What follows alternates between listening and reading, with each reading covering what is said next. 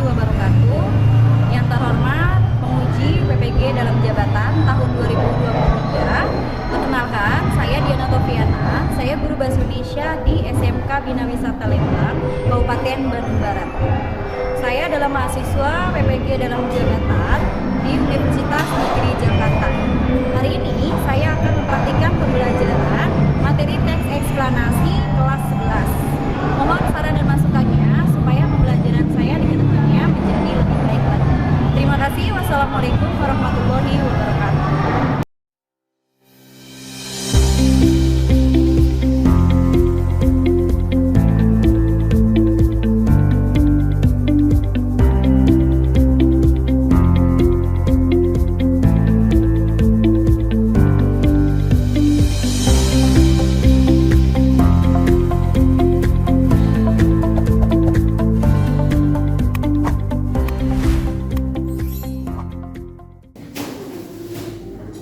Assalamualaikum warahmatullahi wabarakatuh.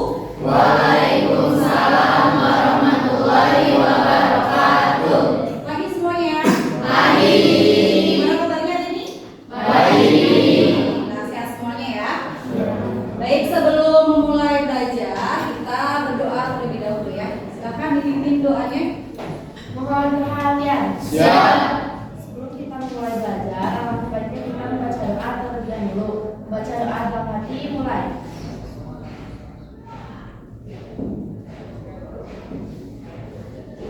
Doa selesai. Ucap salam. Assalamualaikum warahmatullahi wabarakatuh. Waalaikumsalam warahmatullahi wabarakatuh. Ibu cek kehadiran dulu ya. Hari ini siapa yang tidak hadir? Hadir Hadir semua. Alhamdulillah semua. Baik, supaya fokus dan semangat belajarnya, kita bermain ice breaking dulu, ya. Ice breakingnya kita bermain tepuk tangan pelangi. Pelangi itu warnanya ada apa saja? Merah, kuning, hijau, biru, Kalau dinyanyinya sampai mana? biru. Ya. Merah, tepuk tangannya sekali. Ya. Kuning, setengah. Hijau. Biru. Ingat ya. Merah, kuning, hijau, biru. Ingat ya. Merah, kuning, hijau. Oh, ada yang belum fokus lah. Merah, kuning, hijau,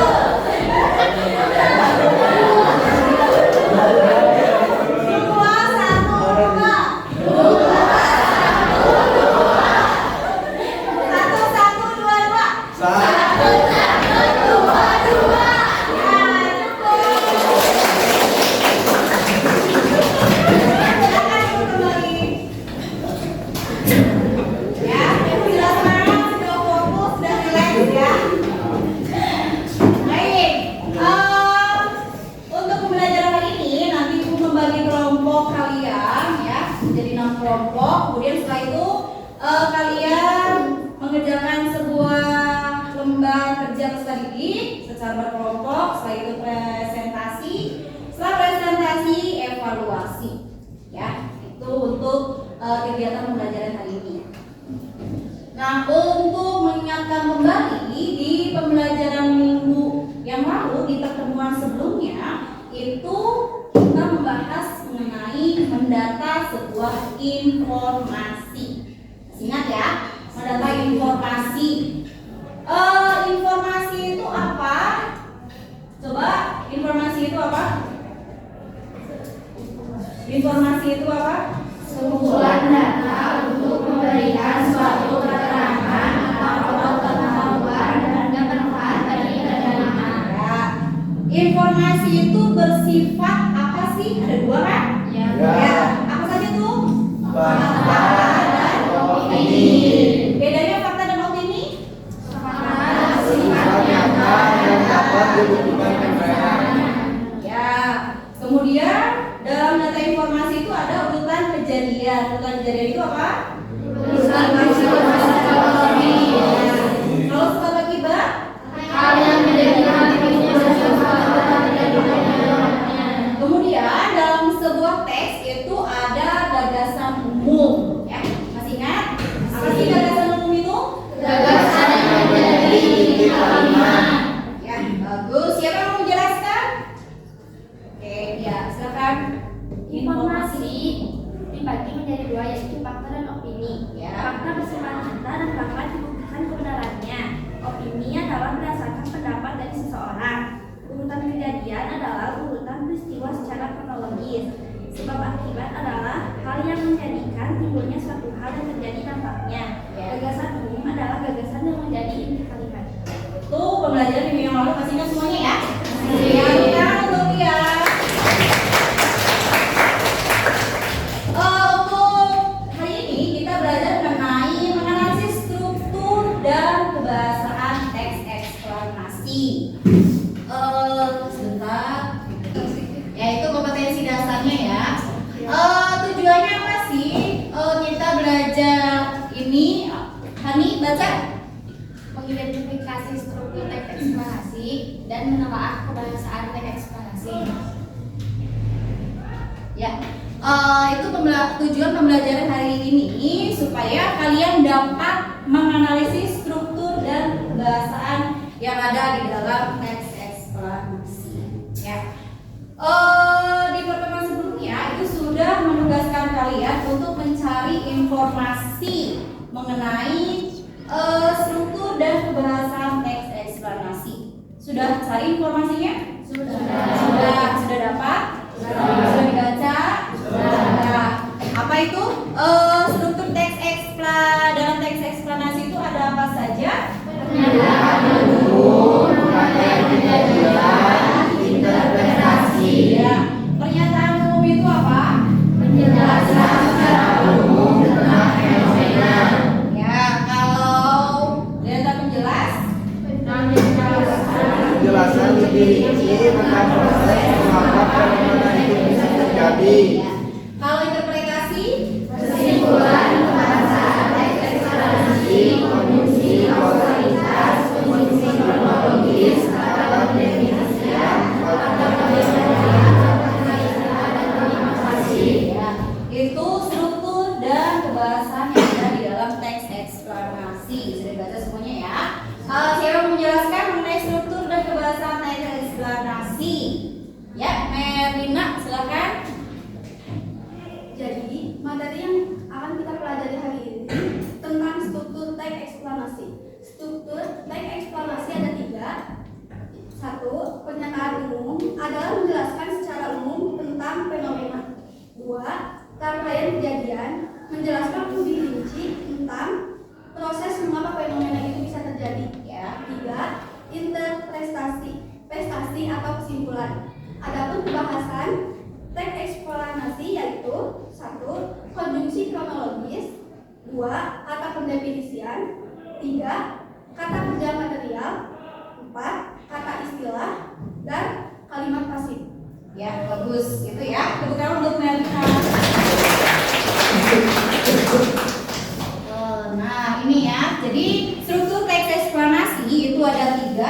sudah disebutkan oleh Merlina, itu yang pertama adalah pernyataan umum. Pernyataan umum itu berisi mengenai penjelasan secara umum tentang fenomena itu. Jadi masih secara umum, belum secara rinci atau secara jelas ya.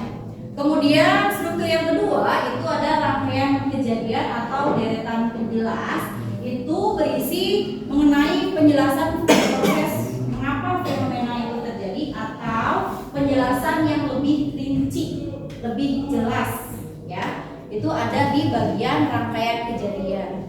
Kemudian yang ketiga terakhir itu ada interpretasi. Itu berisi kesimpulan. Biasanya ada di bagian akhir paragraf teks eksplorasi. Kalau pernyataan umum itu biasanya ada di awal paragraf. Itu strukturnya ya. Kemudian kebahasan teks eksplanasi itu yang pertama ada konjungsi. Konjungsi itu apa? Kata penghubung ya. Ada konjungsi kausalitas, ada konjungsi kronologis. Konjungsi kausalitas itu kuncinya ada kata sebab, karena, oleh sebab itu, oleh karena itu, sehingga ya. Contohnya di situ ada beberapa faktor yang paling mendasar yang menjadi penyebab terjadinya pengangguran. Pengangguran biasanya terjadi karena adanya kesenjangan antara pencari kerja dan kesempatan kerja. Di situ konjungsi kausalitasnya apa? Karena. Saya. Kemudian yang kedua itu ada konjungsi kronologis, urutan waktu atau hubungan waktu. Biasanya kuncinya itu ada kata, kemudian lalu, setelah itu pada akhirnya dan lain sebagainya. Contohnya, setelah sampai di pasar, lalu ibu membeli sayur-sayuran dan daging ayam. Daging ayam yang baru dibeli dari pasar dicuci terlebih dahulu, kemudian baru dipotong-potong sesuai dengan kebutuhan. Konjungsi kronologisnya mana? Salah. Saya. Kemudian selanjutnya itu ada kata pendefinisian atau menjelaskan konsep. Keempat ada menggunakan kalimat pasif. Biasanya ada imbuhan yang berawalan di atau ter, itu tidak bisa di kalimat aktifkan. Misalnya dipasifkan. Misalnya dibaca, terbaca, dimasak, termasak. Ya. Kemudian yang kelima itu terdapat istilah ilmiah. Istilah ilmiah itu sebuah istilah yang berdasarkan ilmiah, ilmu. Biasanya satu kata itu mempunyai arti. Contohnya sementasi, hipotesis, etimologi, validasi, magma, vulkanik. Yang menurut kalian kata itu susah dimengerti, itu namanya kata istilah. Kemudian menggunakan kata kerja material. Ya, kata kerja material itu kata yang berimbuhan menuju pada aktivitas fisik atau perbuatan seseorang itu.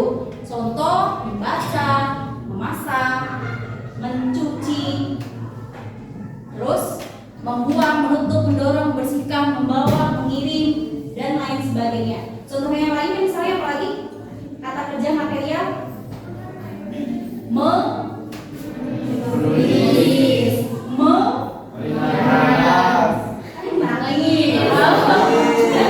ya, seseorang itu melakukan sesuatu. Terus apa lagi? Menyambut. Ya. Bisa ya? Bisa. Itu. Sampai di sini ada pertanyaan? Ya, silakan Molti. Kata pendefinisian itu kata yang menjelaskan suatu subjek. Biasanya kuncinya itu ada kata ada, iya, yaitu, merupakan. Ya, itu kata pendefinisian yang mendefinisikan sesuatu. Paham? Baik. Ibu akan menampilkan sebuah video. Nanti kalian tonton videonya baik-baik. Ini videonya bagus loh. Bisa jadi inspirasi kalian sebagai siswa.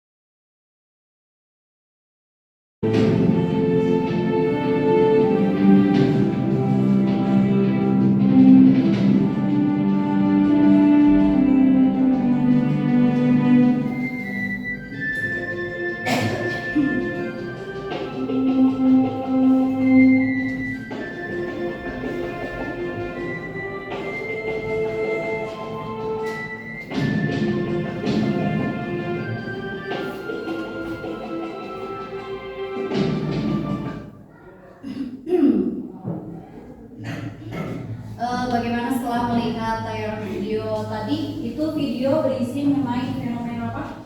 Sampah. Sampah yang bagaimana? Yang Sembarangan. Sehingga menyebabkan apa itu? Banjir, sampah berserakan di mana-mana. Ya. Siapa yang menjelaskan mengenai fenomena sampah tadi? Bu. Ya, Yusuf silakan. tentang video tersebut adalah fenomena sampah di mana masyarakat Indonesia membuang sampah sembarangan sehingga menumpuk di suatu tempat. Namun ada seorang siswa yang mendaur ulang sampah tersebut menjadi barang antik. Ya, bukan untuk Yusuf. Dari video tadi kita bisa belajar ya bagaimana sikap kita sebagai seorang pelajar, bahkan bukan seorang pelajar saja, kita masyarakat Indonesia harus bisa peduli dengan sampah, karena di Indonesia itu fenomena sampah itu sudah tidak asing lagi ya. Bahkan di salah satu kabupaten di Jawa Barat itu ada TPA, tempat pembuangan sampah air, itu sampai sudah tidak tertampung lagi saking banyaknya ya. Itu karena apa sih? Karena kita tidak peduli dengan sampah ya. Padahal kalau misalnya kita peduli, gimana sih caranya supaya sampah itu tidak menumpuk? Misalnya kita bisa pisahkan sampah kering dengan sampah basah. Sampah kering bisa diapakan? Enggak, bisa dibakar kan? Bisa dibakar. Ada sampah yang bisa didaur ulang sehingga pembuangan sampah itu tidak menumpuk gitu ya. Jadi dari video tadi bisa kalian ambil manfaatnya, hikmahnya gitu ya. Kita peduli dengan sampah supaya tidak ada fenomena lagi, fenomena mengenai sampah yang bertumpukan gitu ya. Kalau sampah numpuk itu akibatnya apa jadinya? Bisa menyebabkan banjir gitu ya. Gitu ya. Nah, sekarang Ibu akan membagi kelompok kalian ya untuk mengerjakan LKPD. Ibu akan membagi kelompok kalian secara acak ya. Nanti ada 6 kelompok. Kalian nanti kalau sudah muncul kelompoknya langsung gabung ke kelompoknya. Kelompok 1 Sisi, Hilda, Salma, Aulia, Deliana, Zira. Kelompok 1. Kelompok 2 Nadia, Rido, Afrizal, Helen, Karina, Lia. Kelompok 3 Duya, Merlina, Hani, Rifki, Ega, Laras. Kelompok 4 Yusuf, Citra, Putri, Citra, Nabila. Kelompok 5 Tiara, Ilza, Novianti, Radea, Dwi, ya, Irfan. Dan kelompok 6 Karina, Aqua, Rini, Fajar, dan Devi. Silakan kelompoknya dengan kelompoknya masing-masing.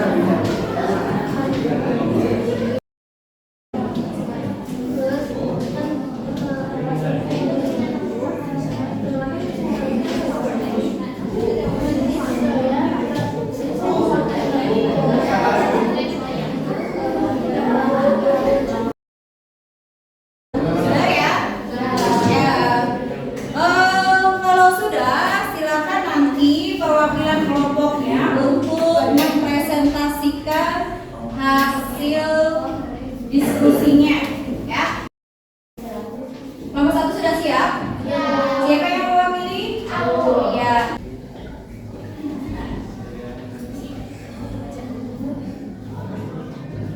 Assalamualaikum warahmatullahi wabarakatuh.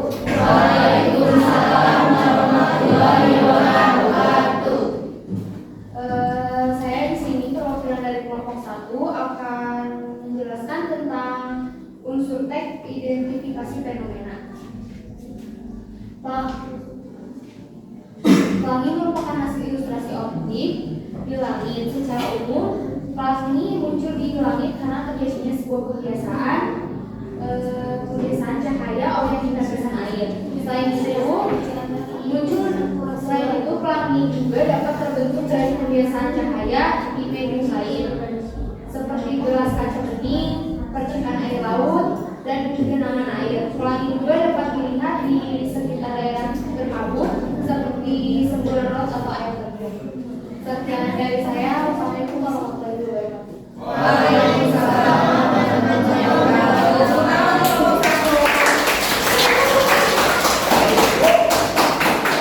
Ada yang mau menanggapi?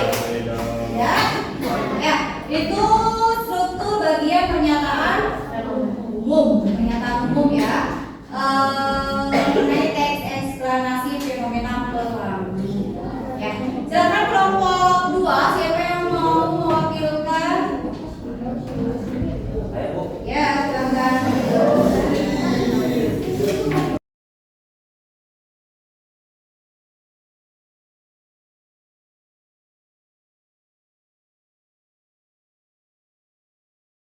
Ya, kelompok terakhir, kelompok 6, oleh siapa?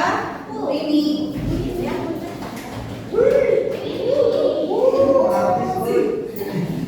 Assalamualaikum warahmatullahi wabarakatuh. Waalaikumsalam warahmatullahi wabarakatuh. Saya perwakilan dari kelompok 6 ingin menjelaskan tentang kondisi kausalitas. Munculnya pelangi dikarenakan adanya pembiasaan cahaya oleh tetesan air. Pembiasaan dan pembelokan cahaya yang berulang kali ini menyebabkan munculnya warna-warna pelangi. Sekian dari saya. Wassalamualaikum warahmatullahi wabarakatuh. Waalaikumsalam. Tadi pengunjung siapa yang terakhir? Kelompok 6. Di situ cirinya ada kata apa?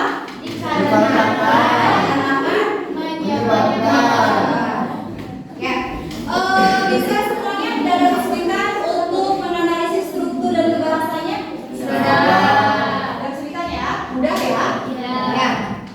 Baik, silakan kembali ke kursinya masing-masing. Ya, selanjutnya Ibu ingin mengukur kemampuan kalian ya. Setelah ini kita melakukan evaluasi menggunakan Silakan buka searching aplikasi Kahoot-nya. Sudah bisa masuk, tinggal masukin PIN ya. Tuh, silakan PIN-nya dimasukkan. 604 9455. Masuk? Sudah semua? Kalau sudah, kita mulai soal yang pertama. Nanti soalnya kalian baca di sini ya. Nanti jawab di HP kalian. Sudah? Siap? Baca soalnya di sini.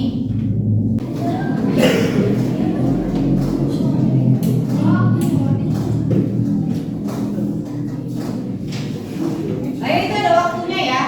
Oh iya Bu. Jawab. Sudah?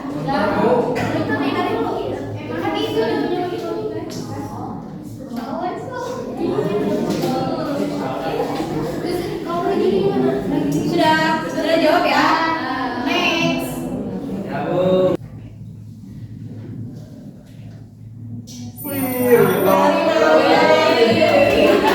Haur, anjaman. Next soal nomor 5.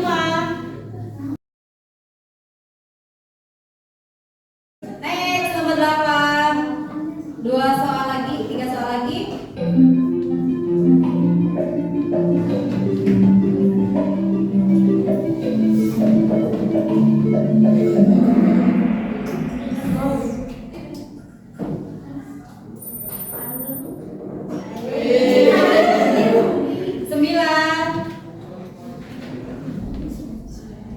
Kesimpulan.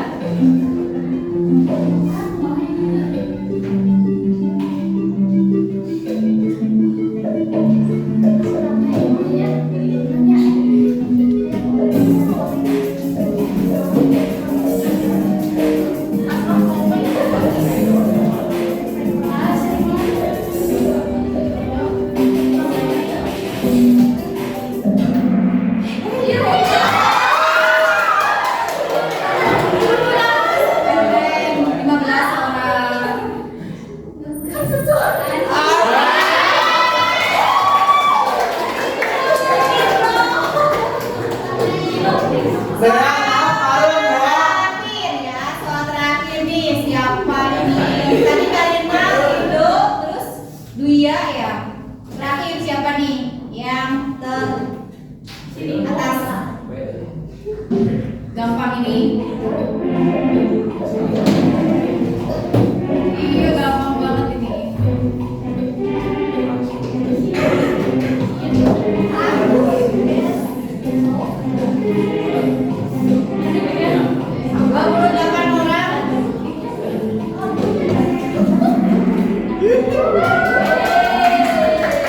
Siapa tuh?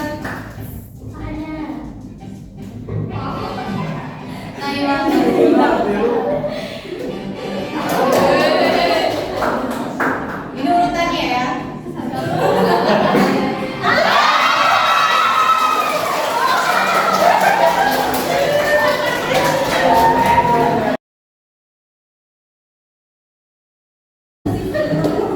Ya, baik, kalian sudah diskusi mengenai struktur dan kebahasan eksklamasi, sudah presentasi, sudah evaluasi. Sekarang kita menyimpulkan pembelajaran hari ini ya. Siapa yang mau menyimpulkan pembelajaran hari ini? Ya, Nadia, silakan. Jadi kesimpulan dari pelajaran yang sudah kita pelajari hari ini ada struktur teks eksplanasi dengan materi yang sudah dipelajari, yaitu ada pernyataan umum, deretan penjelas, dan juga interpretasi. Ya. Selain itu, kita juga mempelajari pembahasan teks eksplanasi. Dari pembahasan tadi, kami juga mempelajari konjungsi kausalitas, konjungsi kronologis, kata pendefinisian, menggunakan kata kerja material, terdapat istilah ilmiah dan juga kalimat pasif. Ya, tepuk tangan untuk Nadia. Jadi kesimpulan untuk pembelajaran hari ini, tadi strukturnya ada apa saja? Strukturnya ada pernyataan umum, kemudian kalau kebahasanya ada apa saja?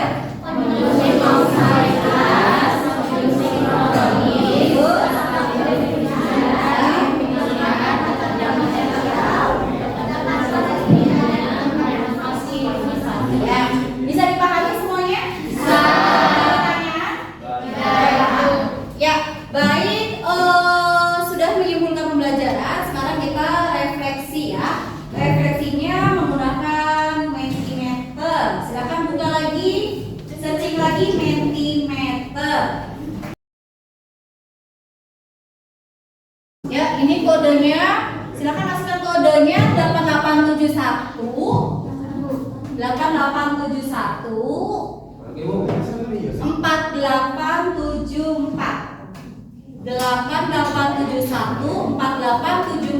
Nanti kalian isi refleksinya menggunakan emotion ya, emot ya. Bebas mau emot apa saja. Ya, langsung join. Terus udah join masukkan kodenya. Pakai emot doang Ibu. Ya, kalian refleksikan menggunakan emot saja, emotion ya.